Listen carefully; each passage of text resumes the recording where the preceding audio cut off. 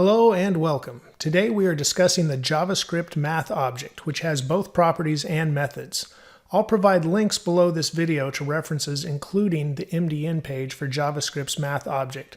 On this page you will find a listing of all of the properties and methods for the math object as you see here. Our dev environment is the same as the previous tutorials in this series. It utilizes both VS Code and Chrome DevTools. I made a copy of my folder from the last tutorial and renamed this new copy JS5. This new folder has the same file tree structure, and the only file we will change today is the main.js file. Let's start by looking at the math property pi. Type the word math with a capital M and use dot notation to type capital P-I. This property returns the value of pi. There are more math properties available and listed on MDN.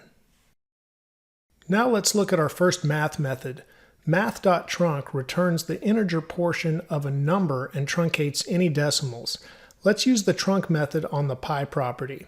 You can see in the console that the trunc method removed all the decimals from the value of pi. Let's copy our line of code with the trunc method and replace it with the round method. The round method returns the value of the number rounded to the nearest integer. When applied to pi, the round method returns 3. If applied to 3.4, it again returns 3. When applied to 3.5, the round method returns 4.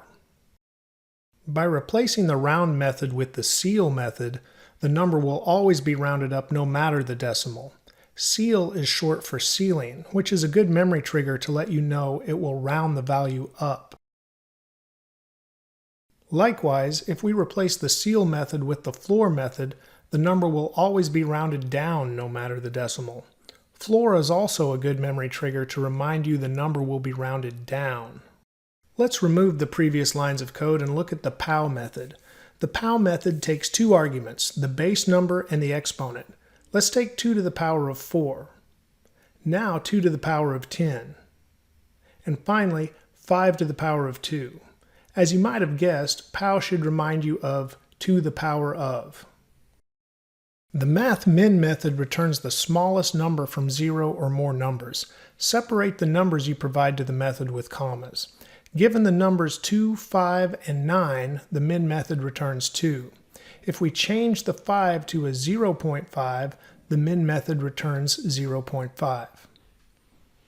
Likewise, the max method returns the largest number from 0 or more numbers. Given the same numbers, the max method returns 9. If we change the 0.5 to 9.2, the max method returns 9.2. The Math.random method is both interesting and very useful. It provides a pseudo-random number from 0 to 1. Note that the range of this method includes 0 but does not include the integer 1. Let's log the result of the Math.random method to the console.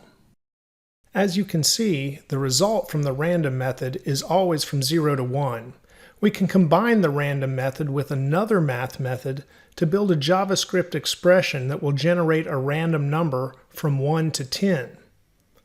I will hide the file tree on the left by pressing the Ctrl and letter B keys at the same time to give us a little more room. We will start the expression with the Math.random method and multiply the result by 10. Then enclose all of that inside of the Math.floor method's parentheses. Still inside the floor method's parentheses, we need to add 1 to the result of our multiplication. If we do not add 1, we will get a number from 0 to 9. Let's use our JavaScript expression to send several random numbers to the console. You should choose the floor method instead of the ceil method when generating a random number like we just did. I have had students ask, why not use the ceil method? If we use ceil, we won't have to add 1 in our equation like we do with floor. The reason is the Math.random method generates a number from 0 to 1, which gives it a very slim chance to simply return 0. Therefore, using the ceil method when generating a random number also has a very slim chance to return 0. Use the floor method as illustrated, and you will always generate a number from 1 to 10. You can also replace 10 with whatever maximum number you want. Hi, I'm Dave, and I hope this tutorial has helped introduce you to JavaScript math object methods. Remember to keep striving for daily progress instead of perfection. Subscribe to my channel and ring the bell to be alerted when I post new tutorials. I'll see you next time.